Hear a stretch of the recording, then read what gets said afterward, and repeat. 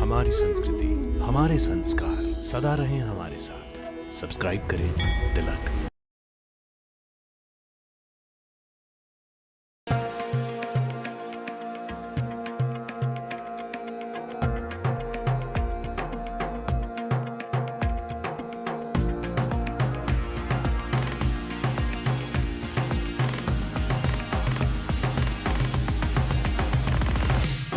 जय जय करुणाब्धे श्री महादेव शंभो। जटाटविगलच्चल प्रवाह पावित स्थले गले बलं बलं विताम्बुजंग तुंग मालिका डमड्डमड्डमड्डमन्निनाद वड्डमर्वयम् चकार चंड तांडवम तनोतु न शिव शिवम्।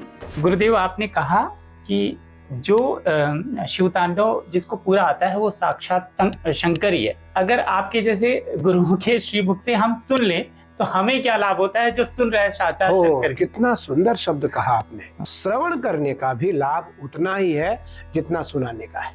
सौराष्ट्र देशे विशदे तिरम्य ज्योतिर्मयं चंद्रकलावतंसं भक्ति प्रदानाय कृपावतीर्णं तम सोमनाथं शरणं प्रपद्ये। तिल केवल केदारनाथ जी को चढ़ते हैं। महादेव किसी रूप में आए होंगे और आपको कान में लगा होगा कि ये महादेव का एक संकेत था। एक महिला आती है, वो झुक करके मुझे कहती है, क्यों नाटक कर रहे हो, मरने के लिए मर जाओगे। इतनी देर में एक अवघड़ आता है और मैं मन से कहता हूँ, मेरी इच्छा है कि इस महिला का तिलक करो, आप पूजन करो। चंदन लिया और उस अवघड़ बाबा ने उस महिला का तिलक किया, दोनों बच्चों का तिलक किया। तो जो सामान्य जन है वो शिव जी की पूजा कैसे करें? और मुझे ये भी बताइएगा कि अगर वो बेलपत्र चढ़ा रहा है या जल अर्पण कर रहा है या दुग्धाभिषेक कर रहा है और वो सामने वाला अगर वो क्रॉस कर रहा है और सिर्फ वो देख ले तो उसको क्या फल मिलता है? बहुत अच्छी बात है और बहुत अच्छा प्रश्न है आपका लोकहित के लिए। मैं ये आपको मानसरोवर का चमत्कार बता रहा हूँ, प्रत्यक्ष चमत्कार है। इसमें ना कोई तंत्र था ना कोई मंत्र था, केवल श्रद्धा थी। इस तरह की बातें मैं सुनता हूँ सोशल मीडिया पे या यूट्यूब पे कि अगर आप उसमें चढ़ने लगो तो आपके नाखून बढ़ने लगते हैं, मतलब वो एक अलग टाइम उस पे चला जाता है। नहीं, बिल्कुल। आप जब अष्टपद के आसपास, दारचीन के आसपास और यम द्वार के आसपास रहेंगे तो आपको खुद अनुभव होगा कि मेरी दाढ़ी जो है वो बहुत जल्दी बढ़ रही है, मेरे नाखून बहुत जल्दी बढ़ रहे हैं, मेरे बाल गंदे नहीं होते हैं। संजय जी, कुंभ बहुत बड़ा विषय है और कुंभ मौलिक, व्यवहारिक, सैद्धांतिक, वैचारिक, आध्यात्मिक, राजनीतिक, सामाजिक और वैज्ञानिक तरीके से कुंभ का इतिहास है। गुरुर ब्रह्मा गुरुर विष्णु गुरुदेव महेश्वर गुरु साक्षात परम ब्रह्म तस्मै श्री गुरुवे नमः। नमस्कार, मैं हूं संजय मिश्रा और आज हमारे विशेष अतिथि हैं निरंजन पीठाधीश्वर आचार्य महामंडलेश्वर कैलाशानंद गिरी जी महाराज। आपका बहुत बहुत स्वागत है स्वामी जी। गंगा तरंग रमणीय जटा कलापम गौरी निरंतर विभो सितवाम भागम नारायण प्रियमनंगमदापहारम वाराणसी पुरपतिम भज विश्वनाथम। मेरा पहला सवाल है, क्योंकि आप शिव भक्त हैं और मैं हमेशा से जानना चाहता था और मुझे ऐसा लगता है जब भी मैं आपके वीडियो देखता था कि आपने साक्षात शिव जी के दर्शन जरूर किए होंगे, तो क्या आपने किए हैं? भगवान को देखा है? संजय जी, आपने कहा महादेव को हमने देखा जरूर होगा। निसंदेह मैं ऊपर परमात्मा की महती कृपा है मेरे ऊपर, मैं महादेव की उपासना करता हूँ, पर हमने महादेव को देखा नहीं अब तक। महादेव को जिस दिन हम देखेंगे वो हमारा आखिरी दिन होगा, वो हमारा आखिरी दिन होगा, क्योंकि भगवान कहते हैं मैं क्षण भर के लिए दिखता हूँ। क्षणो वही दुर्लभा, क्षणो वही दुर्लभा। मैं एक क्षण के लिए दुर्लभ से दुर्लभ प्राणी को दिखता हूँ और प्रमाण है, नारद जी हों, प्रहलाद हो, भक्त ध्रुव हो, मीरा हो, सबको परमात्मा ने जो दिव्य रूप दर्शन दिया है वो एक क्षण के लिए दिया है। मैं उस श्रेणी में स्वयं की गिनती तो करता नहीं हूँ, मैं तो बहुत ही एक निम्न कोटि का उपासक हूँ और बहुत लघुता की ओर महादेव की सेवा करता हूँ, बहुत छोटा सा उपासक हूँ, लेकिन कठोर हूँ महादेव की साधना के लिए, बहुत हठी हूँ, मृत्यु से निरंतर गला लगाने के लिए तत्पर रहता हूँ, मरने के लिए तत्पर रहता हूँ कि कैलाश के निवासी, कैलाश के निवासी, नमो बार बार हूँ, नमो बार बार हूँ, आयो शरण तिहारे भोले तार तार तू। कैलाश के निवासी, नमो बार बार हूँ, आयो शरण तिहारे भोले तार तार तू। भक्तों को कभी शिव तूने निराश ना किया, मांगा जिन्हें जो चाहा वरदान दे दिया। कैलाश के निवासी, नमो बार बार हूँ, आयो शरण तिहारे बोले तार तार तू। महादेव के शरण में जाने का एकमात्र उपाय है शरणागत, महादेव के प्रति समर्पित हो जाना। और मेरी सेवा महादेव के प्रति वर्षों से चली आ रही है और मेरा भाव है जब तक मैं जीवित रहूंगा ये सेवा चलती रहेगी। महादेव ने कभी मुझे दर्शन देने की इच्छा भी प्रकट नहीं की होगी, ना मेरे अंतःकरण में कभी यह भाव आया कि मैं महादेव को देखूं, क्योंकि मैं महादेव को देखना नहीं चाहता, मैं महादेव को पूजना चाहता हूं, मैं महादेव की सेवा करना चाहता हूं। जिस दिन महादेव की कृपा मेरे ऊपर होगी, मुझे दर्शन मिलेगा, वो मेरा आखिरी दिन होगा। उस दिन या तो मैं मौन हो जाऊंगा या मैं महादेव को प्रिय हो जाऊंगा। मुझे लगता है हर प्राणी की यही भाव रहनी चाहिए, हम ईश्वर को देखने के लिए कोई उपासना न करें, हम ईश्वर को प्रसन्न करने के लिए प्रार्थना करें, उपासना करें। हे ईश्वर, मेरी प्रार्थना आपसे यही है कि मेरे ऊपर आपकी कृपा बनी रहे और जब तक मेरा जीवन रहे आपके चरणों में मेरी जिंदगी कटे, मेरा जीवन कटे। संतों का, भक्तों का, ज्ञानियों का तो नहीं, लेकिन संतों का और भक्तों का भी प्राय रहता है। चलिए, आपने दर्शन नहीं किया आपने कहा, लेकिन कभी आपको लगता है कि कोई ऐसी चीज हुई होगी आपके आसपास, कई बार हुई होगी कि महादेव किसी रूप में आए होंगे और आपको बाद में लगा होगा कि ये महादेव का एक संकेत था, वो मेरे आसपास थे, आपने अनुभव किया होगा वो अनुभव? बिल्कुल, ऐसा जरूर हुआ। इस वर्ष भी, पिछले वर्ष नहीं, इस वर्ष नहीं, पिछले वर्ष 2023 के सावन में एक ऐसी बहुत ही अकिंचन महिला आती है, अकिंचन है वो, बहुत अकिंचन है। हमने सावन में एक नियम रखा है कि हमारे आश्रम में जो सबसे गरीब आए उनकी पूजा करो, जो सबसे गरीब आए उसकी पूजा करो, अमीर आए उसकी पूजा न करो, जो सबसे गरीब आए उसकी पूजा करो, उसका तिलक करो, उसके पैर छुओ मेरे तरफ से, उसके शीश पे बिलपत्र रखो, जितना संभव हो सके उसको दक्षिणा दो, एक सुंदर से पुष्पहार पहनाओ उसे, मेरे तरफ से उसके चरण छुओ। वो अघड़ हो, भिखारी हो, दरिद्र हो, विक्षिप्त हो, पागल हो, लंगड़ा हो, लूल्हा हो, कोढ़ी हो, पुष्ट हो, जो दिखाई पड़े उसकी सेवा करोगे।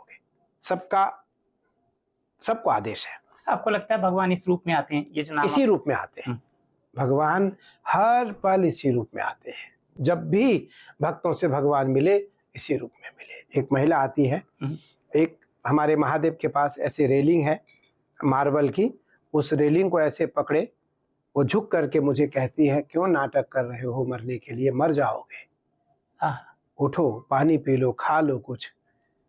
पर मैंने नहीं बोला, मैं मौन था, मेरा तो बोलना होता नहीं, मैं सावन में बोलता नहीं, कुछ भी बात करना होता तो संस्कृत में करते हैं, हिंदी में बात नहीं करते हैं। अपने जो भक्तजन होते हैं, जो विद्वान लोग होते हैं, उनके साथ संस्कृत में वार्ता होती है।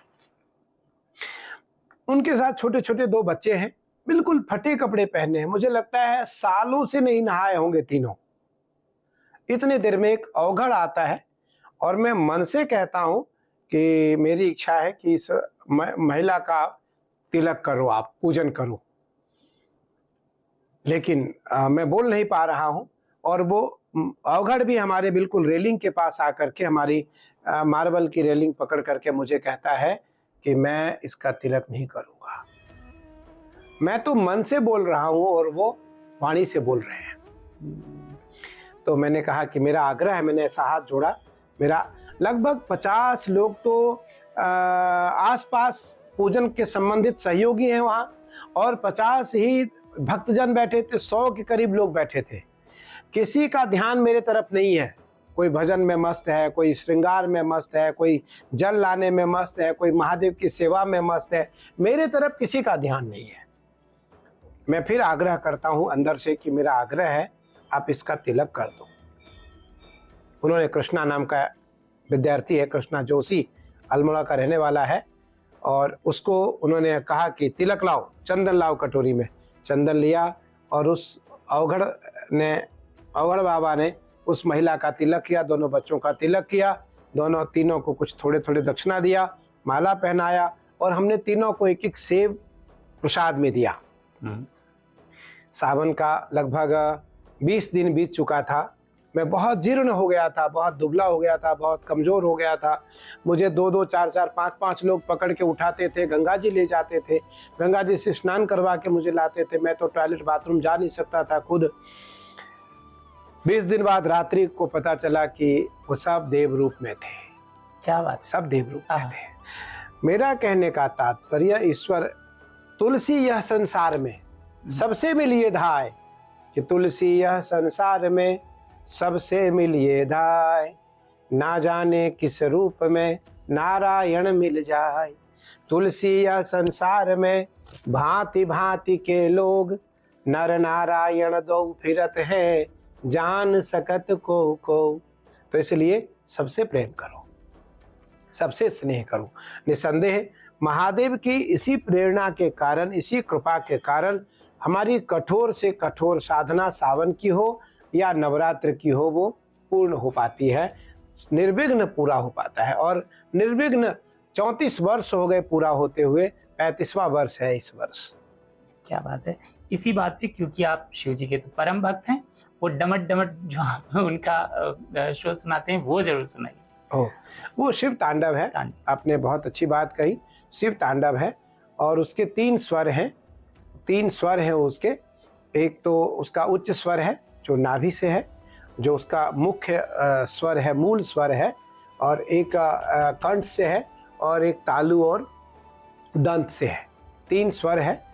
तो मुझे लगता है कि जो शिव तांडव है, देखिए बहुत बड़ी बात कही आपने संजय जी, शिव साधकों के लिए, शिव सेवकों के लिए, शिव पूजकों के लिए, जो शिव के सेवक हैं उनके लिए 4 स्तोत्र सबसे प्रिय है भगवान शिव को। 4 स्तोत्र में से कोई स्तोत्र यदि एक भी व्यक्ति किस महादेव को सुनाता है तो महादेव की कृपा उसके ऊपर होगी। और 4 स्तोत्रों में यदि एक भी स्तोत्र किसी को याद है तो शास्त्रों ने कहा कि वो शंकर है, शंकर से कम नहीं है। क्या बात। 4 स्तोत्र है। 12 ज्योतिर्लिंग अष्टकम सबसे पहले है कि सौराष्ट्र देशे विशदेति रम्य, ज्योतिर्मयं चन्द्रकलावतंसं, भक्ति प्रदानाय कृपावतीर्णं, तं सोमनाथं शरणं प्रपद्ये। श्रीशैलशृंगे विबुधातिशंगे, तुलाद्रितुंगे विमुदा वसंतम, तमर्जुनं मल्लिकपूर्वमेकं,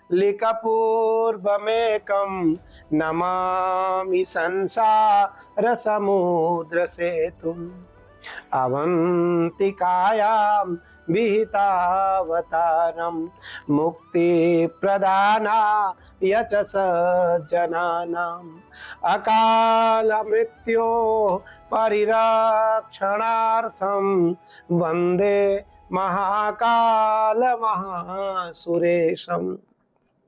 12 ज्योतिर्लिंगाष्टकम पहला स्तोत्र। दूसरा है गोस्वामी तुलसीदास कृत रुद्राष्टकम, कि नमामि समीसा न निर्वाण रूपम, विभुं व्यापकं ब्रह्मवेदस्वरूपं निजं निर्गुणं निर्विकल्पं निरेहं चिदाकाशमाकाशवासं भजेऽहं निराकारं तुरीयं गिराज्ञानघोषितमीशं गिरीशं करालं महाकालकालं कृपालं गुणागार संसार पारं नतोऽहं तुषाराद्रिशङ्का सगौरं गभीरं मनोभूतकोटि प्रभाश्री शरीरम। क्या बात है। ये तो गोस्वामी तुलसीदास कृत रुद्राष्टकम है। और तीसरा है पुष्पदंत विरचितम शिव महिम्न स्तोत्रम। महिम्न पारं ते परम विदुषो यद्य सदृशी स्तुतिर्ब्रह्मादीना मयि त्वद। भगवान कहते हैं कि जो पुष्पदंत विरचितम शिव महिम्न स्तोत्र है भगवान को अत्यंत प्रिय है। और चौथा जो श्लोक है वो दशानन कृत रावण कृत शिव तांडव स्तोत्र है। विषम परिस्थिति में रावण ने इस स्तुति को, इस स्तोत्र को गाया और महादेव ने कृपा कर दी रावण के ऊपर। तो इसलिए यह स्तोत्र बहुत ही कठिन है, अच्छा है और भगवान शिव को अत्यंत प्रिय है। तो जटाटवी गलच्चल प्रवाह पावित स्थले गले बलम बलम विताम भुजंग तुंग मालिका डमड्डमड्डमड्डमन निनाद भड्डमर्वयम चकार चंड तांडवम तनोतु न शिव शिवम जटाकटा संभ्रमं भ्रमन्निलिम पनिर्झरी बिलोल बीचि वल्लरी विराजमान मूर्धनि धगद धगद धगद जलल्ललाट पट्ट पावके किशोर चंद्रशेखरे रति प्रतीक्षणं मम धराधरेन्द्र नंदिनी विलास बंधु बंधुरा स्फुरद्दिगंत संतति प्रमोदमान मानसे कृपा कटाक्ष धोरणि निरुद्ध दुर्धरापदि क्वचित दिगंबरे मनो विनोद में तु वस्तुनि। ये तो शिव तांडव है, ये नाभि से गाया जाता है। लेकिन हम फिर कहेंगे आपको कि आपका सवाल संपूर्ण सनातनियों के हित के लिए है। जो साधक हैं उनको इस बात का जरूर ध्यान रखना है, शब्द बोध, शब्द का बोध, शब्द गलत ना निकले, उच्चारण गलत ना हो, उच्चारण सही हो, ध्यान कहीं और ना हो, ध्यान कहीं और ना हो, ध्यान महादेव पे हो, ध्यान महादेव पे हो। गुरुदेव आपने कहा कि जो शिव तांडव जिसको पूरा आता है वो साक्षात शंकर ही है। तो अगर आपके जैसे गुरुओं के श्रीमुख से हम सुन ले तो हमें क्या लाभ होता है जो सुन रहे हैं साक्षात शंकर। कितना सुंदर शब्द कहा आपने। श्रवण करने का भी लाभ उतना ही है जितना सुनाने का है। जो सुना रहा है उसको जितना लाभ प्राप्त हो रहा है उतना ही लाभ श्रवण करने वाले को भी प्राप्त हो रहा है, उतना ही लाभ देखने वाले को प्राप्त हो रहा है। बताया गया है हमारे यहाँ एक मानसिक पूजा है। मानसिक पूजा शिव जी की है, सभी देवी देवताओं की मानसिक पूजा है, लेकिन शिव जी की प्रधान रूप से है और प्रधान रूप से शंकराचार्य आदि जगत गुरु शंकराचार्य जी द्वारा विरचित है शिव मानस पूजा स्तोत्र। उसमें किसी चीज की आवश्यकता नहीं है, किसी चीज की आवश्यकता नहीं है। सावन आ रहा है, मैं सभी साधकों के लिए, क्योंकि तिलक चैनल के माध्यम से यह स्तोत्र जा रहा है, तो करोड़ों करोड़ लोगों को यह श्रवण करने का, देखने का, सुनने का अवसर मिलेगा, सीखने का अवसर मिलेगा। उसमें क्या है कि हम बाएं हाथ पर दाएं हाथ को रखें, रीढ़ की हड्डी सीधी करें, हल्का सा मंद मंद मुस्कुराएं और महादेव के चरणों में मन को ले जाएं। महादेव के चरणों में मन को ले जाएं और वहां किसी चीज की आवश्यकता नहीं है, लेकिन महादेव की पूरी सेवा होने जा रही है। जो सेवा का फल सारी सामग्री चढ़ाने से प्राप्त नहीं होगा, वह सेवा का फल मानसिक स्तोत्र और मानसिक मन को भगवान शिव के चरणों में अर्पित करने से प्राप्त होने वाला है। वह स्तोत्र है कि रत्ने कल्पित मासनम हिमजले स्नानं च दिव्यांबरम नानारत्न विभूषितं मृगमदा मोदांकितं चंदनम जाति चंपक बिल्वपत्र रचितं पुष्पं च धूपं तथा दीपं देवदयानिधे पशुपते हृत्कल्पितं गृह्यताम् सौवर्णे नवरत्नखण्डरचिते पात्रे घृतं पायसं भक्ष्यं पञ्चविधं पयोदधियुतं रम्भाफलं पानकं शाकानामयुतं जलं रुचिकरं कर्पूरखण्डोज्ज्वलम् ताम्बूलं मनसा मया विरचितं भक्त्या प्रभो स्वीकुरु छत्रं चामरयोर्युगं व्यजनकं चादर्शकं निर्मलं वीणाभैर्मृदङ्गकाहलकला गीतं च नृत्यं तथा साष्टांगं प्रणतिस्तुतिर्बहुविधा ये तत्समस्तं मया संकल्पेन समर्पितं तव विभो पूजां गृहाण प्रभो आत्मा त्वं गिरिजामति सहचरा प्राणा शरीरं गृहम् पूजाते विषयोपभोग रचना निद्रा समाधि स्थिति संचार पदयो प्रदक्षिण विधि स्तोत्राणि सर्वा गिरो यद्यत् कर्म करोमि तत्तदखिलं शम्भोस्तवाराधनं करचरणकृतं वा कायजं कर्मजं वा श्रवणनयनजं वा मानसं वा परार्धं विहितमविहितं वा सर्वमेतत्क्षमस्व जय जय करुणाब्धे श्री महादेव शंभो जय जय करुणाब्धे श्री महादेव शंभो जय जय करुणाब्धे श्री महादेव शंभो। ये स्तोत्र महादेव को अत्यंत प्रिय है और इस स्तोत्र को आंखें बंद करके ध्यान करके महादेव को कोई सुनाएगा तो महादेव की 1650 जो राजोपचार पूजा है उसका फल उसे प्राप्त होगा। तो इसलिए महादेव की पूजा की जो विधि हमारे यहाँ शास्त्र ने दिया है, क्योंकि आपने जो भी कुछ पूछा मैं उसको शास्त्र विधि हित हेतु लेकर आगे आया और शास्त्र विहित है, विद्वतापूर्ण है, कहीं कोई अशुद्धि ना हो, शुद्धता का ध्यान रहे, शब्द का ध्यान रहे, भाव का ध्यान रहे, परंपरा का ध्यान रहे और सिद्धांत का ध्यान रहे। गुरुदेव देखिए, आपके पास तो जगह जगह से फूल आ जाते हैं, तरह तरह के आ जाते हैं, खुशबूदार और अलग अलग तरह के फूल आ जाते हैं। लोगों के पास कई बार फूल होते नहीं है, बेलपत्र भी नहीं होता।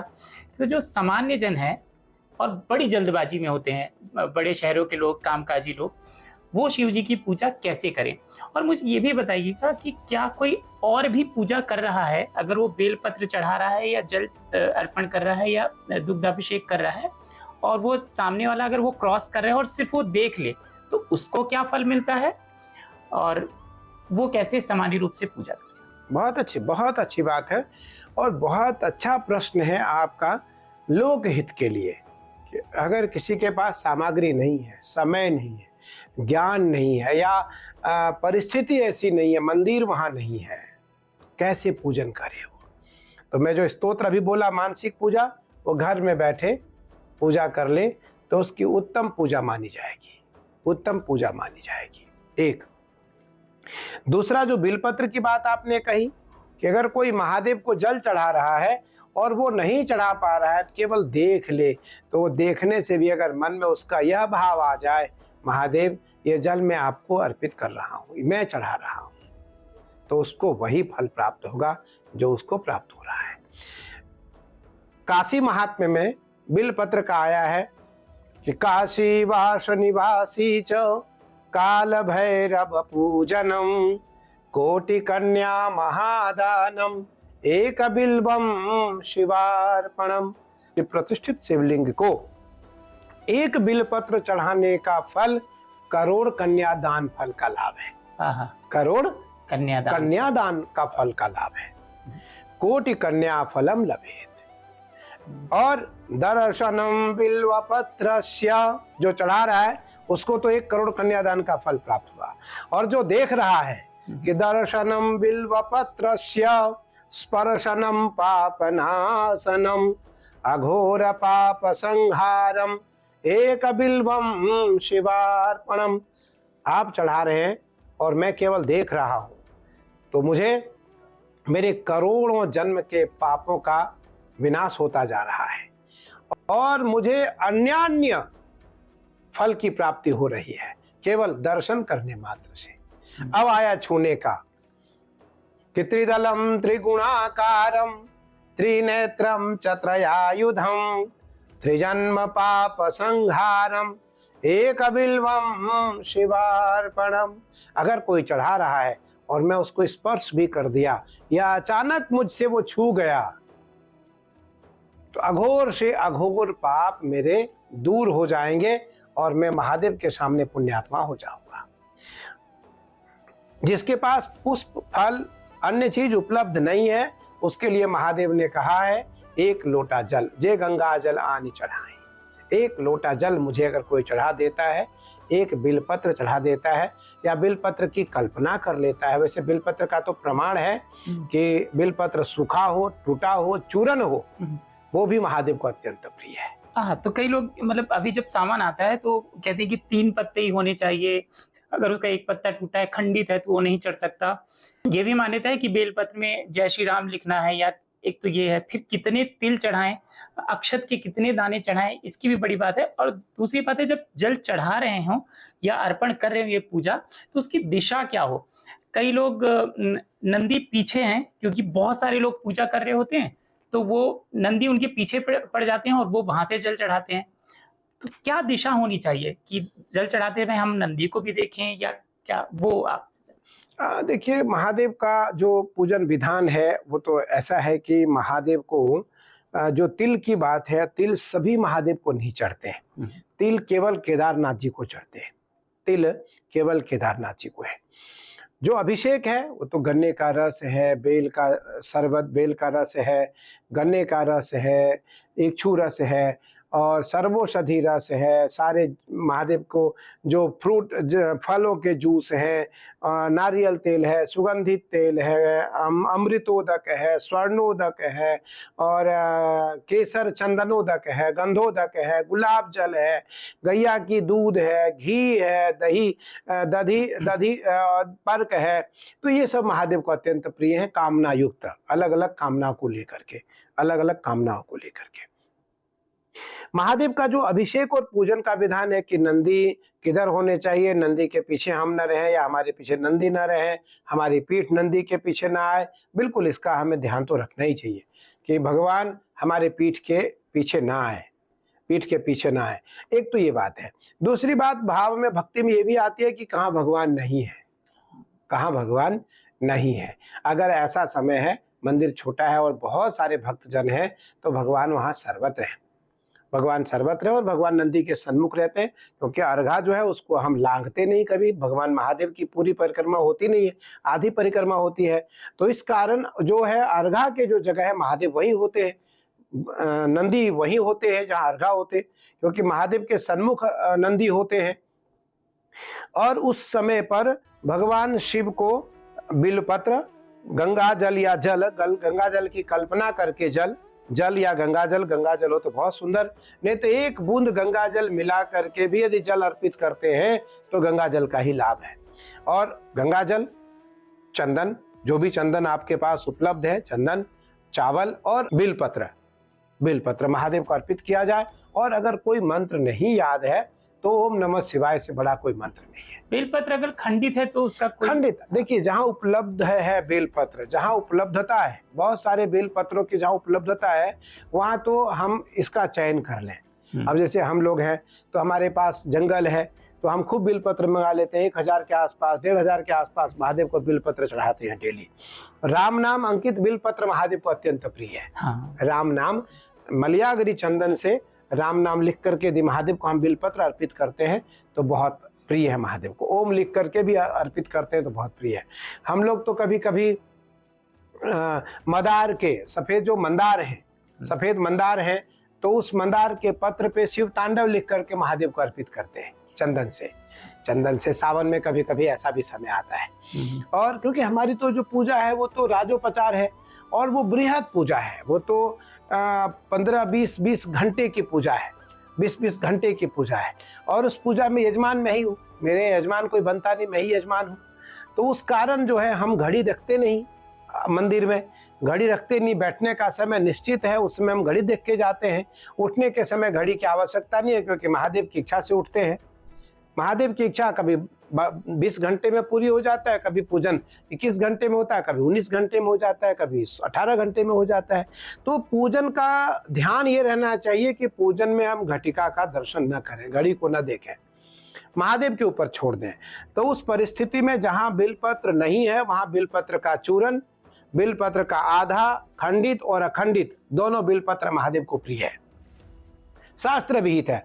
मैं बहुत अच्छा, क्योंकि मैं इस विषय को रखने वाला था सावन से पहले और मैं आपके बीच में रख दिया, आपने पूछा तो ये बहुत अच्छा है। और इस विषय से लोगों को इस बात की जानकारी भी हो जाएगी कि हमें क्या करना चाहिए। और सावन क्या है, क्योंकि महादेव को अत्यंत प्रिय है। महादेव इसलिए यहाँ सांप और बिच्छू हमारे यहाँ आश्रम में रहते हैं क्योंकि ये कनखल क्षेत्र है। महादेव ने दक्ष प्रजापति को वचन दिया था कि मैं सावन पर्यंत हरिद्वार कनखल में रहूंगा, तो 1 महीने महादेव यहाँ रहते हैं। तो उस कारण महादेव की जो सेवा है यहाँ 1 महीने हमारी उत्तम तरीके से हो पाती है। और महादेव के सभी गण, नंदी, भूत, प्रेत, पिशाच, डाकनी, साकनी, हाकनी, कर्ण, पिचासनी, ब्रह्म, राक्षस, बैताल, सभी नंदी के साथ, भूत प्रेतों के साथ, बिच्छू और सांप के साथ यहाँ सारे गण महादेव के रहते हैं। तो इसका अर्थ है कि महादेव भी यहाँ होंगे, लेकिन वो दिखते नहीं, वो दिखते नहीं। आप जिन शिव जी की पूजा करते हैं, जो शिवलिंग है आपके, एक तो उनकी महत्ता, महिमा, क्योंकि वो बहुत वीडियो में हमने देखा है, तो एक तो कब इनकी स्थापना हुई होगी, यदि आपको पता हो तो वो। संजय जी, मुझे लगता है कि हजारों नहीं लाख वर्ष पुराने हैं, वो हजारों नहीं लाख वर्ष पुराने हैं। मतलब वो त्रेता, द्वापर, हाँ, बहुत कितने द्वापर और त्रेता पुराने हैं। हाँ। और स्वयंभू शिवलिंग है, उनमें पूरे में महादेव की बिल्कुल काली जटा है। जब उनको सावन में नहवाते हैं और लाइट जब उसमें चली जाती है तो छोटी छोटी ऐसे जो दीपक की लाइट है, दीपक की लाइट में उनके सारे जटा दिखने लगते हैं।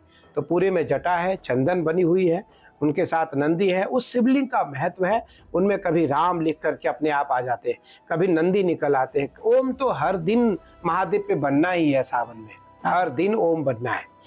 तो उस शिवलिंग की ये विशेषता है, उनकी ये महत्ता है कि वो जल चढ़ाते चढ़ाते, उनका प्रमाण है कि जब मैं उनको हजारों लीटर जल चढ़ाता हूँ तो लोगों को लगता है इतना जल क्यों चढ़ा रहे हैं स्वामी जी।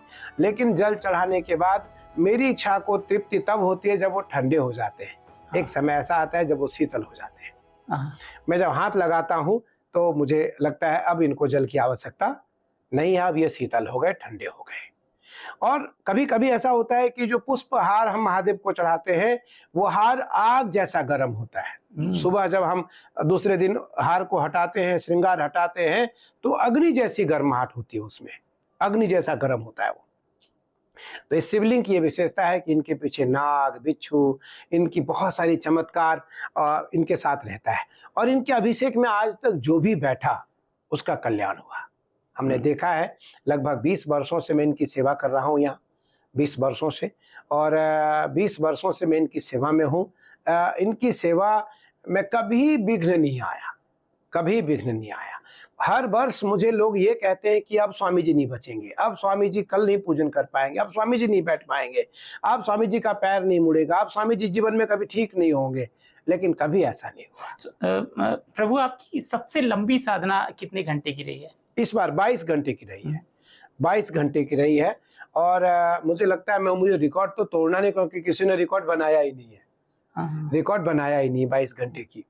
और मुझे रिकॉर्ड इसलिए तोड़ना है क्योंकि मैं महादेव का सेवक हूँ। लेकिन मैं इतना जरूर कहूंगा, ना मैंने किसी को आज तक कहा है कि आप मेरी रिकॉर्ड करके लेके जाओ, पर इस बार जो सावन बीता उसमें पहले दिन से ही 18 घंटे से शुरू हुआ, 16-17 घंटे से शुरू हुआ और 22 घंटे पे जाके रुका, 22 घंटे पे रुका। और मैं लगभग 24 किलो वजन मेरे शरीर का कम हो गया था, 24 किलो शरीर का वजन कम हो गया था। लेकिन मुझे कभी कमजोरी नहीं आई, मुझे कभी बाथरूम नहीं लगा, मुझे कभी भूख नहीं लगी, मुझे कभी नींद नहीं लगी, क्योंकि 2 घंटे मुझे मिलते हैं अपने लिए। मुझे 2 घंटे में रोना है, 2 घंटे में थेरेपी करानी है, 2 घंटे में मुझे गले हुए स्किन निकालना है।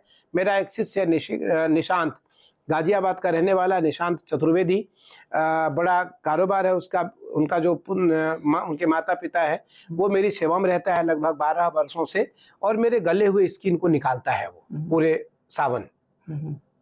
तो आप ये देखिए कि दूसरे दिन तो सबको लगता है कि अब स्वामी जी आज नहीं बैठ पाएंगे, आज नहीं उठ पाएंगे, स्वामी जी आज पूजन नहीं कर पाएंगे, पर कभी ऐसा नहीं हुआ कि मेरा पूजन का टाइम बदला हो। मेरा पूजन का समय जो पहले दिन निश्चित हो जाता है वही समय निश्चित रहता है बैठने का। उठने का डेली बढ़ता जाता है। आज 16 घंटे हुआ तो कल 17 रहेगा, फिर 18 रहेगा, फिर 19 रहेगा, फिर 20 रहेगा। पिछले वर्ष 22 घंटे नित्य सेवा महादेव की चली। इसलिए मैं ये कहता हूँ कि व्यक्ति को सरल होना चाहिए, साधु का स्वभाव सरल होना चाहिए।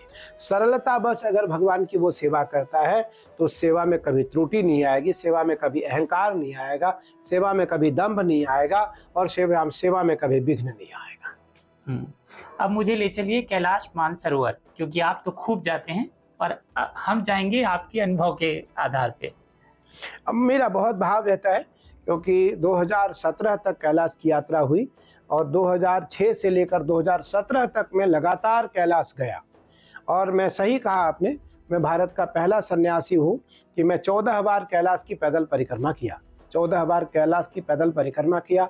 और मानसरोवर यहाँ से नहीं, वहाँ 48 किलोमीटर, 48 किलोमीटर, 19,500 फीट की हाइट है कैलाश की। 48 किलोमीटर का परिक्रमा है और 3 दिन की परिक्रमा है, 3 दिन की पैदल परिक्रमा है। 48 किलोमीटर का पूरे कैलाश की परिक्रमा करना होता है। उस पे 19,500 फीट हाइट पे जब जाएंगे तो वहाँ एक डोलमाला पास है, उसका नाम है डोलमाला पास। वहाँ से लगभग 1850 फीट नीचे 90 डिग्री डीप में गौरी कुंड है। गौरी कुंड है, वो बहुत दुर्लभ है।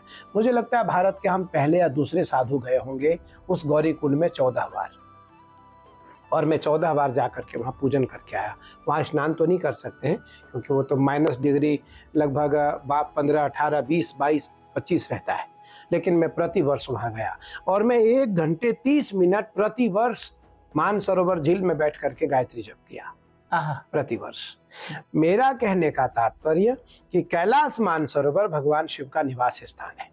कैलाश मानसरोवर में महादेव पूर्णिमासी, प्रतिपदा, अमावस को स्नान करने आते हैं। गौरी कुंड में मेरी मैया स्नान करने आती है।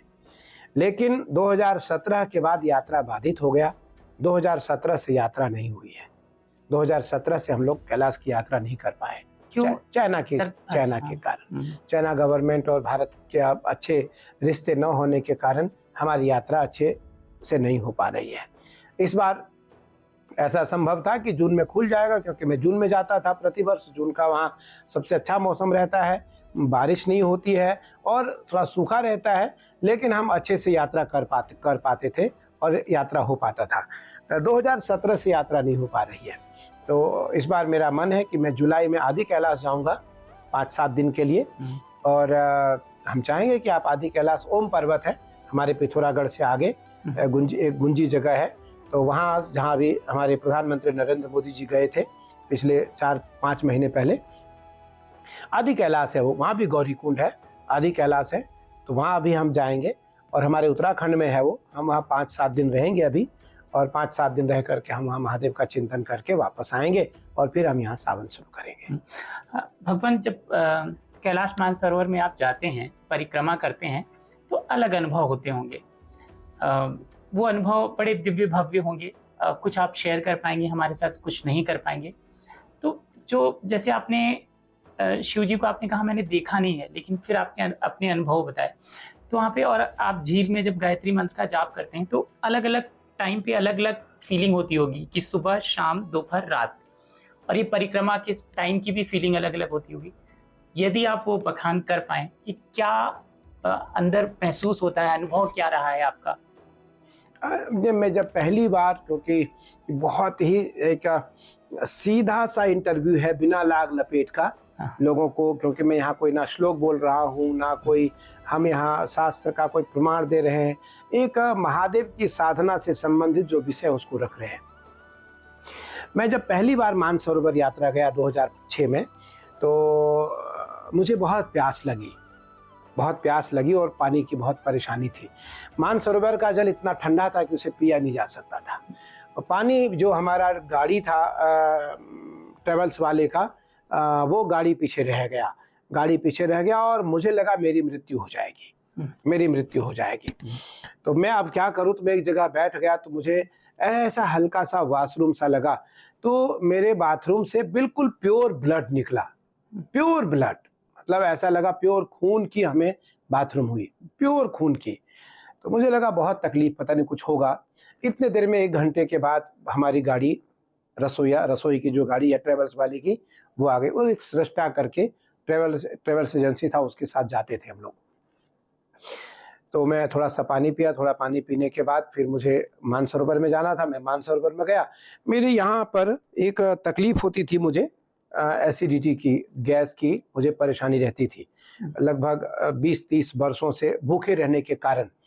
तो मैं हर बार बहुत परेशान होता था नवरात्रि में या ऐसे समय में कुछ खा लूँ, हम थोड़े भी नमकीन, तेल इत्यादि का कुछ खा लेते थे, तो मुझे बहुत परेशानी होती थी।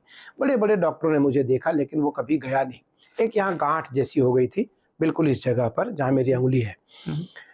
मैं मानसरोवर में 1 घंटे 30 मिनट पहले दिन बैठा, पहली यात्रा में, और मुझे ऐसा लगा कि मुझे एक चुल्लू आचमनी करनी है। जब के बाद मेरा वो दिन मुझे आज भी याद है। मैं हाथ में जल लिया, वो बहुत ठंडा था, लेकिन फिर भी मैंने पिया। पीने के बाद मुझे ऐसा लगा कि उस जो मेरी वो गांठ है, उस गांठ को लेकर वो नीचे आ गया। मुझे ऐसा प्रतीत हुआ, मुझे लगा मेरी वो गांठ नीचे आ गई। कोई बात नहीं, वो बात खत्म हो गई। मैं वापस सांगा आता हूँ 3 दिन बाद। सांगा होटल में हम रुके, वहाँ बाथरूम नहीं था, बाहर जाना पड़ता था। अब तो मुझे लगता है कि हो गया होगा। हमें पानी लेकर के बाहर शौच के लिए जाना पड़ता था। हम जब बाहर गए, सुबह के करीबन 5:30 सवा 5 बजे का समय था। वहाँ लगभग सूर्योदय का समय हो चुका था, और मैं देखता हूँ कि हमारे टॉयलेट मार्ग से इतनी बड़ी गांठ बाहर निकली। वो दिन महादेव की कृपा है, और आज हमें कोई तकलीफ नहीं हुई।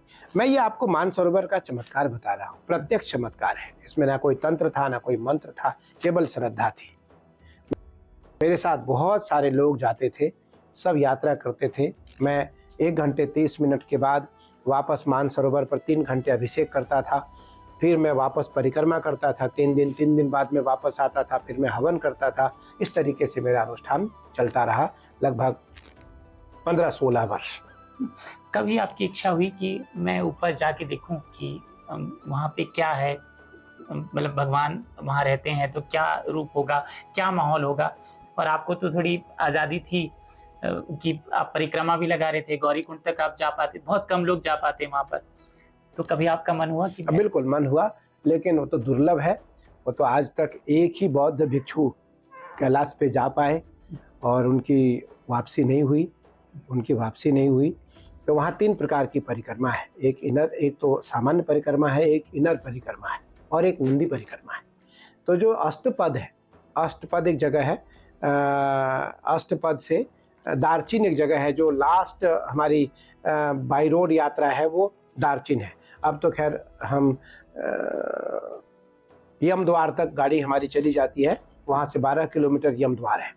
लेकिन जो अष्टपद है वो नंदी पर्वत है। अष्टपद से लगभग 2000 फीट और ऊपर नंदी पर्वत है। नंदी पर्वत तक जाना भी मुश्किल है, लेकिन नंदी पर्वत तक मुझे जाने का अवसर मिला और मैं नंदी पर्वत तक 2 बार गया। नंदी पर्वत से कैलाश के स्पष्ट दर्शन होते हैं। कैलाश तक तो कभी जा पाना किसी के लिए संभव नहीं है, और वो तभी जाना होगा जब वापस नहीं आना होगा। जब लोग ये कहते हैं कि अगर आप ऊपर कोई चढ़ने लगे, इस तरह की बातें मैं सुनता हूँ सोशल मीडिया पे या यूट्यूब पे, या लोग बताते हैं कि अगर आप उसमें चढ़ने लगो तो आपके नाखून बढ़ने लगते हैं, मतलब वो एक अलग टाइम उस पर चला जाता है। आप ये बात सुनते हैं तो आपको कैसा लगता है, या आपने सुनी है कि नहीं सुनी? नहीं, बिल्कुल। आप जब अष्टपद के आसपास, दार्चिन के आसपास और यमद्वार के आसपास, अष्टपद के आसपास, आप डेरापुर के आसपास रहेंगे तो आपको खुद अनुभव होगा कि मेरी दाढ़ी जो है वो बहुत जल्दी बढ़ रही है, मेरे नाखून बहुत जल्दी बढ़ रहे हैं, मेरे बाल गंदे नहीं होते हैं, बाल गंदे नहीं होंगे बिल्कुल। और क्योंकि वहाँ तो सनबर्न होने का डर होता है, तो हर समय आपको ग्लव्स पहन के रखना है, चश्मा रखना है और पूरे शरीर को ढक के रखना है, क्योंकि सूर्य के बहुत नज़दीक होते हैं हम, तो वहाँ जलने का डर होता है। एक पल में अगर धूप आई तो जो धूप का जो एक बर्फ के ऊपर धूप पड़ करके आपके ऊपर जो धूप की छाया आएगी वो आपको एक पल में जला देगा, आपको एक पल में जला देगा। तो आप सनबर्न हो जाएंगे, वो ब्लैक एंड वाइट हो जाएंगे, आपका भी ठीक नहीं होगा। तो इसलिए वहाँ ध्यान इस चीज़ का रखा जाता है कि हमें यहाँ किसी भी प्रकृति से कोई छेड़छाड़ नहीं करनी है। हमें कैलाश पे सीधी जाने की कभी इच्छा प्रकट नहीं करनी है, क्योंकि वो तो इनर है। जो कैलाश है वो बीच में स्तंभ की तरह है, और कैलाश तो 5वां स्तंभ है, पृथ्वी का 5वां स्तंभ है धर्म के। तो कैलाश के चारों तरफ एक विशाल नदी है, विशाल नदी है बहुत गहरी, और उसमें बीच में कैलाश है। लेकिन कैलाश पे जब मैं पहली बार कैलाश गया और जब मैंने कैलाश पे अपनी तस्वीर ली, फोटो कैलाश की खींची हमने अपने कैमरे से, तो हमारे कैमरे में कामराज गुरुजी, हमारे इस पीठ के जो आचार्य हैं, हमारे कामराज गुरुजी, अमरा गुरु है, अमर है ये, मुझे कैलाश पे इनके दर्शन कैमरे में हुए और मेरे फोटो में मुझे ये आए। हालांकि उस फोटो को हमें कई लोगों ने खरीदने का, पैसे देने का या अलग अलग तरीके से प्रयास हुआ, लेकिन उस फोटो को हमने अपने पास रखा। आपके पीछे की तस्वीर वही मानसरोवर की है? ये केदारनाथ जी की है। ये पिछले साल जिस दिन मंदिर कपाट खुला केदारनाथ जी का, ये उस दिन का तस्वीर है। गुरुदेव, शिव जी को ना बहुत सारे नाम के साथ बुलाया जाता है। वो भोलेनाथ भी हैं, वो देवों के देव महादेव भी हैं, फिर वो काल भैरव भी हैं, फिर वो हनुमान जी भी बन जाते हैं। उनको आपने कहा कि राम नाम लिखो बेलपत्र पे, तो उनको बड़ा प्रिय है। फिर कुछ ये भी विवाद होता है कि विष्णु जी बड़े हैं कि शिव जी बड़े हैं। आप तो शिव भक्त हैं, मुझे बताइए ये क्या माजरा है? मतलब शिव जी और विष्णु जी के का जो ये ताना बाना है, इसमें आपके विचार? संजय जी, मुझे लगता है कि शंकर जी और भगवान विष्णु एक दूसरे के पूरक हैं। भगवान विष्णु शिव के सेवक हैं, शिव की पूजा करते हैं, और भगवान शिव भगवान विष्णु की पूजा करते हैं। एक बार की बात है कि भगवान विष्णु 1000 कमल पुष्प अर्पित करने का संकल्प लेते हैं भगवान शिव को, कि मैं 1000 कमल पुष्प, ब्रह्म कमल भगवान शिव को अर्पित करूंगा। उस कमल में से 999 कमल महादेव को चढ़ता है। एक कमल की कमी हो जाती है, एक कमल की कमी हो जाती है। तो भगवान विष्णु को लगा कि मेरा संकल्प अधूरा रह जाएगा, मेरा संकल्प अधूरा रह जाएगा। तो भगवान विष्णु अपने दाएं नेत्र को, कमल नयन कहते हैं भगवान विष्णु को, कृष्ण को, राम को कमल नयन कहते हैं। तो भगवान नारायण अपने दाएं नेत्र को निकाल करके महादेव को अर्पित कर देते हैं, महादेव को अर्पित कर देते हैं। आप यहाँ देखिए समर्पण भाव। और उस समय भगवान विष्णु का यह कार्य देख करके भगवान शिव से रहा नहीं गया। भगवान शिव सामने आकर के प्रकट होते, क्या किया आपने? महादेव, क्या करूं, संकल्प पूरा नहीं होता तो संकल्प अधूरा रह जाता, सिद्धि नहीं मिल पाती, उस कारण मैंने आपको ये कमल नयन आपको अर्पित कर दिया। भगवान विष्णु को उसी समय भगवान शिव ने तत्क्षण कमल नयन तो दे ही दिया, लेकिन कमल नयन के साथ साथ सुदर्शन चक्र भी दिया। तो भगवान लिखते हैं पुष्पदंत विरचित शिव महिम्न स्तोत्र में कि हरिस्ते सहस्रम कमल बलिमादाय पदयो यदेको नेतस्मिन् निजमुदरन् नेत्र कमलम गतो भक्त्युत्रेक परिणति मासो चक्रवपुषा। भगवान विष्णु को उसी समय भगवान कमल नयन वापस देते हैं और विश्व की रक्षा के लिए, परंपराओं की रक्षा के लिए, सनातनियों की रक्षा के लिए नारायण, शिव और कृष्ण, दामोदर, केशव, वामन, दुर्गा, काली, गंगा, गणेश, राष्ट्र, परंपरा, माता पिता, गुरु के भक्तों की रक्षा के लिए भगवान महादेव ने, देवाधिदेव महादेव ने भगवान विष्णु को सुदर्शन चक्र भी प्रदान करते हैं। अब आप देखिए कि इतनी बड़ी श्रद्धा के साथ साथ महादेव की उपासना करना भगवान विष्णु के लिए क्या द्योतक है कि भगवान विष्णु से बड़ा शिव भक्त कोई और नहीं है।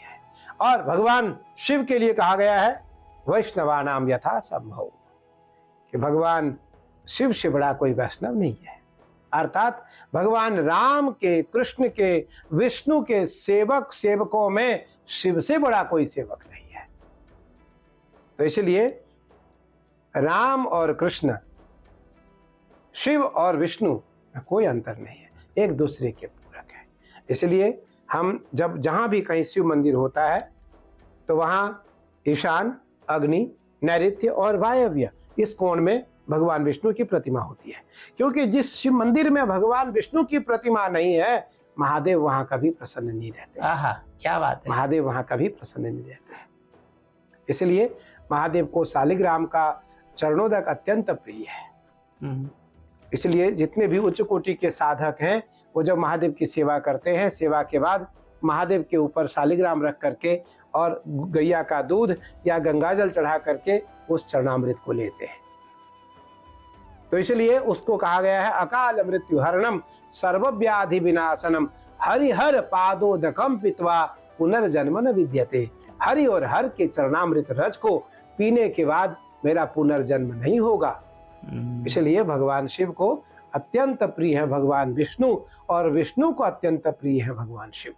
आपके इस जवाब से एक दिलचस्प सवाल फिर आया है कि जब हनुमान जी शिव जी का ही रूप है तो उनको तुलसी पत्र चढ़ जाता है।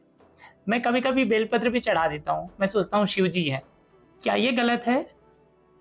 नहीं, भगवान विष्णु को बेलपत्र नहीं चढ़ा सकते। नहीं, हनुमान जी को, हनुमान जी क्योंकि हनुमान जी को चढ़ा सकते हैं। हनुमान जी को, क्योंकि शंकर स्वयं केसरी नंदन, तेज प्रताप महाजगवंदन। अगर हमारा भाव, मैंने कहा भावों में छठ देवता, भगवान भाव के भूखे हैं। अगर मेरा भाव इतने प्रगाढ़ है, मेरा भाव इतना श्रेष्ठ है, तो हम हनुमान जी को बेलपत्र अर्पित कर सकते हैं, अर्पित कर सकते हैं। अब हनुमान जी को मदार नहीं चढ़ता है, मदार के पत्ते चढ़ते हैं। मदार के पत्ते में राम नाम लिख करके चढ़ता है। मदार किसको चढ़ता है? भगवान शिव को। मंदाकिनी सलिल चंदन चर्चिताय नंदीश्वर प्रमथनाथ महेश्वराय मंदार पुष्प बहु पुष्पसु पूजिताय तस्मै मकाराय नमः शिवाय। महादेव को मदार के पुष्प, मदार के पत्र अत्यंत प्रिय है। इसलिए मंदार के पत्र हनुमान जी को भी अत्यंत प्रिय इसलिए है क्योंकि हनुमान जी और शंकर जी में कोई अंतर नहीं है। 11वें रुद्र है हनुमान जी। भगवान महाकुंभ आने वाला है 7-8 महीने बाद, और आपके जीवन में श्रेष्ठ पल लाने वाला है, हमेशा लाता रहा है। महाकुंभ ही था जहां पर आप सबसे ऊंची गद्दी में अपने जीवन की बैठे आप। एक तो मैं कुंभ की हिस्ट्री जानना चाहूंगा, उसका इतिहास, क्योंकि अखाड़ों से कुंभ का बड़ा पुराना रिश्ता रहा है और मेरे ख्याल से अखाड़े हैं जो कुंभ को महान बनाते भी हैं। तो एक तो कुंभ को हमको समझाइए। अभी भी कुछ लोग बस ये समझते हैं कि एक बहुत बड़ा मेला होता है, लोग गंगा में स्नान करते हैं, वहां पे त्रिवेणी में, प्रयाग में। इसके अलग और क्या है? संजय जी, कुंभ बहुत बड़ा विषय है और कुंभ मौलिक, वैवाहिक, सैद्धांतिक, वैचारिक, आध्यात्मिक, राजनीतिक, सामाजिक और वैज्ञानिक तरीके से कुंभ का इतिहास है। वैज्ञानिक पहले बात करेंगे। कुंभ का इतिहास है, हाँ। क्योंकि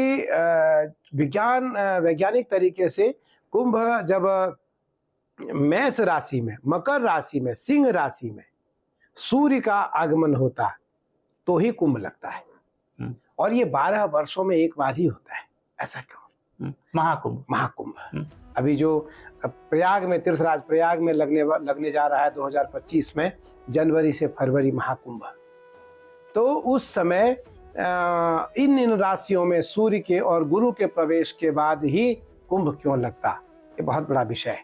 क्योंकि आज तो बहुत लंबा आपने समय लिया। एक मेरा, क्योंकि मैं फिर कहना चाहूँगा कि तिलक जो ब्रॉडकास्ट है या तिलक पत्रिका चैनल है, बहुत धार्मिक चैनल है और मेरे जीवन का आज पहला दिन है इतना बड़ा इंटरव्यू तो नहीं कह सकते इसको, धार्मिक चर्चा हमने आपके साथ किया। तो मुझे लगता है कि 3 घंटे के आसपास हो गए हैं, 2.5-3 घंटे के आसपास हो गए हैं और आज सभी विषयों पर थोड़े थोड़े हम लोगों ने चर्चा किया है।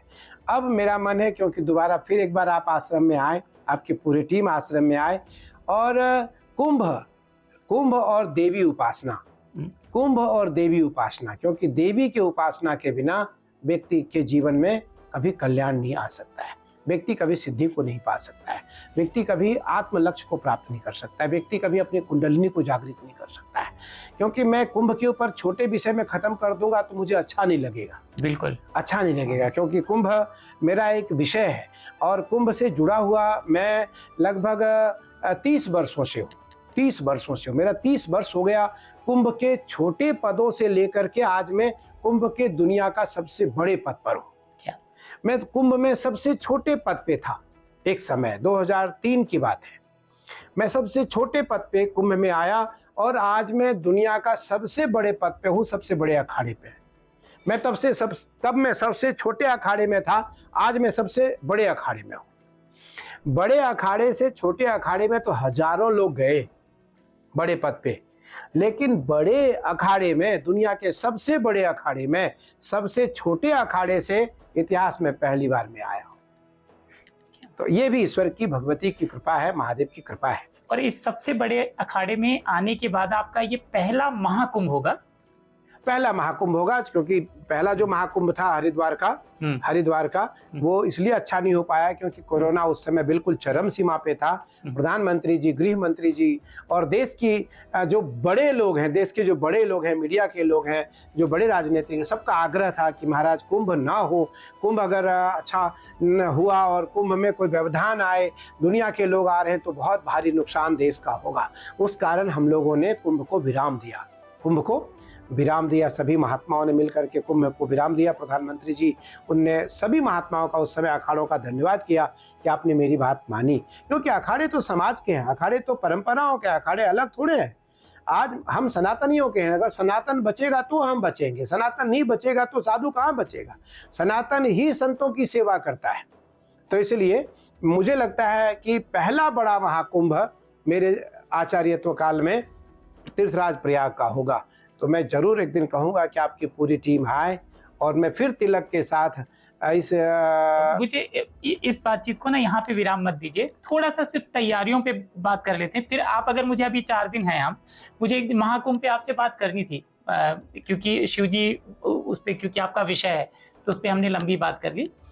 तो तैयारियों पे बात कर लेते हैं और अभी आप वादा भी कर लीजिए कि इन 4 दिनों में एक दिन मुझे सिर्फ महाकुंभ पे बात करने के लिए बुला लेंगे। देखिए, बरसात होने वाली है, बारिश के बाद कुंभ में जगह मिल जाएगी, गंगा हम लोगों को जगह दे देगी। अब गंगा का मन है कि हमें वो किस तरफ जगह देती है, कभी वो इस तरफ देती है, कभी उस तरफ देती है। तो क्योंकि उत्तर प्रदेश के यशस्वी मुख्यमंत्री, तेजस्वी मुख्यमंत्री आदरणीय योगी आदित्यनाथ जी मेरे बिल्कुल परिवार है, मेरे प्रिय है, मेरे भाई है, और गृह मंत्री जी, प्रधानमंत्री जी, इनका बहुत भाव रहता है कि कुंभ विश्व पटल पे हो, कुंभ की जो छाप हो वो पूरे विश्व में जाए। मुझे लगता है इस बार का जो महाकुंभ है वो महाभव्य भव्य होने वाला है। महाभव्य होने वाला है और हम सबों का भी भाव है कि कुंभ, क्योंकि विश्व के धरोहर में कुंभ का बड़ा दायित्व है, कुंभ का बड़ा अस्तित्व है, कुंभ का बड़ा महत्व है। इसलिए कुंभ बहुत ही भव्य, दिव्य और अत्यधिक महाभव्य हो।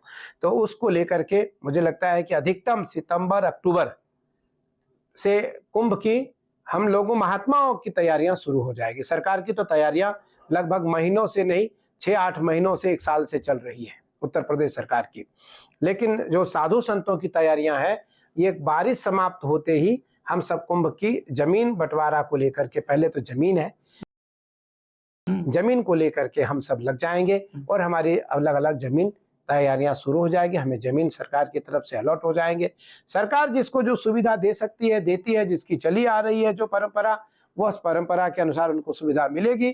और बाकी तो हम लोग सब अपना शिविर लगाते हैं, क्योंकि हमारे शिविर में दुनिया के सभी बड़े छोटे लोग आएंगे, तो उनका देखभाल करने के लिए हमें बड़ी शिविर लगानी पड़ती है। और इस बार लगभग हमारे शिविर में दुनिया के सभी राजा और देश के सभी जितने भी बड़े महापुरुष हैं, बड़े लोग हैं, समाज से भी, मीडिया के लोग, सोशल मीडिया के जो बड़े लोग हैं, मैं तो चाहूंगा कि आपको रहना ही, अब तो आपकी हम तो वहाँ 2 महीना रहेंगे और 3 महीना एक्चुअली। हाँ, मैं तो आपके लिए एक शिविर दे दूंगा आपको। अरे कि हमारे शिविर में आप पूरी आपकी टीम रहे, 10, 20, 50 जो भी आपके लोग रहे हमारे शिविर में रहे। जो भी सुविधा आपको सरकार आश्रम की तरफ से चाहिए वो आश्रम आपको करेगा, संस्था आपको करेगी। मुझे लगता है कि हम लोग सितंबर अक्टूबर से इस तैयारी में लग जाएंगे। हालांकि लेटर इत्यादि जो चिट्ठी पत्री है वो तो अभी से हम लोग शुरू कर देंगे सरकार की तरफ, सरकार की ओर। और योगी जी से मेरी पहली बातचीत हो रखी है कि जो भी जगह आपको चाहिए, जितनी जगह चाहिए, जो भी सुविधा चाहिए, उसके लिए आप हमें पत्राचार करके अवगत कराएंगे, वो आपको सुविधा उपलब्ध कराई जाएगी। ये तो एक मौखिक बेचन। आपको क्या लगता है कितनी जगह चाहिए होगी अगर आप पूरी तरीके से आप देखते हैं हवाई जहाज में बैठ के? क्योंकि मैं ये समझता हूँ कि आप उस गद्दी पर बैठे हैं जहां पर बैठकर आप पूरे कुंभ को एक बार देख सकते हैं, आप उसका मैप बना सकते हैं। तो कितनी जगह और आंकड़ों में कितने लोग आ सकते हैं दुनिया भर से? मुझे लगता है पिछली बार जो लोग आए वो 7 करोड़ के आसपास इलाहाबाद के प्रयागराज के कुंभ में आए थे 2019 में, तीनों स्नान में। और अन्य सभी छोटे छोटे स्नान है, सभी स्नानों को लेकर के 5.5-7 करोड़ लोग आए थे। हरिद्वार में तो बहुत कम थे। हरिद्वार साल 2019 की बात आप 19 की। लेकिन इस बार हमें लगता है तो महाकुंभ है। इस बार हमें लगता है कि 10-15 करोड़ के आसपास लोग कुंभ में आएंगे, डबल से ज्यादा। क्योंकि मुझे लगता है लाखों करोड़ों की संख्या में मेरे पास लोगों के मैसेज आ रहे हैं, स्वामी जी मैं भी आऊँगा, मैं भी आऊँगा, मैं भी आऊँगा, मैं भी आऊँगा। तो जो बड़े महात्मा हैं देश के, 5-10 जो बड़े महात्मा हैं, उनके तो सबके बड़े बड़े 10, 15, 20 एकड़ में उनके शिविर लगते हैं अपने, क्योंकि उनका अन्य क्षेत्र है, उनके औषधालय हैं, उनकी समाज सेवा है, उनके डिस्पेंसरी है, उनके अन्य कथा पंडाल हैं, उनके लिए जो डॉर्मेट्री है, गरीब लोगों के लिए डॉर्मेट्री है, कॉटेज है, वीवीआईपी कॉटेज है, सामान्य कॉटेज हैं, एडिशनल कॉटेज है। तो ये जो पूरी व्यवस्था है, मुझे लगता है 15-20 एकड़ के आसपास एक बड़े महात्माओं को भूमि चाहिए और मिलती है। सरकार बहुत सारी व्यवस्था नहीं दे पाती हम लोगों को, और सरकार तो हमें बाउंड्री, लैट्रिन रूम, रसोई इत्यादि देते, बाकी हम लोग अपनी निर्माण खुद करते हैं। मुझे लगता है कि यह तो एक व्यवस्था के रूप में भौतिक परंपरा होगी, लेकिन जो कुंभ की आध्यात्मिक परंपरा है, कुंभ की जो मौलिक परंपरा है, कुंभ की जो सांस्कृतिक परंपरा है, कुंभ की जो सनातनीय परंपरा है, कुंभ की जो एक वैचारिक परंपरा है, कुंभ की जो एक आध्यात्मिक परंपरा है, कुंभ की जो एक शास्त्रीय परंपरा है, उस पर चर्चा होनी चाहिए। तो मैं चाहूँगा कि उस पर चर्चा हम आपके साथ जरूर करेंगे, क्योंकि आपके साथ चर्चा होने के बाद उसको करोड़ों लोग देख पाएंगे और कुंभ का निमंत्रण आपके माध्यम से मेरा उन्हें प्राप्त हो पाएगा। बिल्कुल होगा। मैं आपको देखिए बहुत ऐसी विनोद की वार्ता है। मैंने कहा आज जो हमारी वार्ता है वो वार्ता कोई ऐसे बहुत ही मतलब सरल भाव में वार्ता चल रही है समाज के लिए, धर्म को लेकर के। तो इसलिए आपको समय देना, इसका अर्थ है कि देश और समाज को समय देना।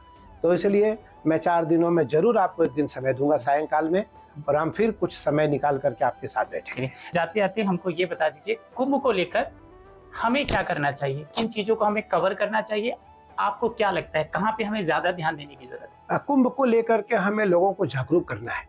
कुंभ को लेकर के हमें लोगों को जागरूक करना है, लोगों में जागरूकता लानी है और धर्म को पहचाने, धर्म को पहचाने, धर्म को समझें, गंगा को माने, गंगा को समझें, गंगा की रक्षा करें, कुंभ की रक्षा करें। कुंभ में हिमालय में रहने वाले साधु भी कुंभ में नहाने आते हैं शाही स्नान के दिन, तो इसलिए उनका दर्शन कैसे हो पाए उसको लेकर के वो सरलता लाएं और ये जागरूकता आपको लानी चाहिए लोगों में। और अभी खूब समय है हमारे पास, 4-5 महीने समय है, हम लोगों को तक यह बात पहुंचा सकते हैं।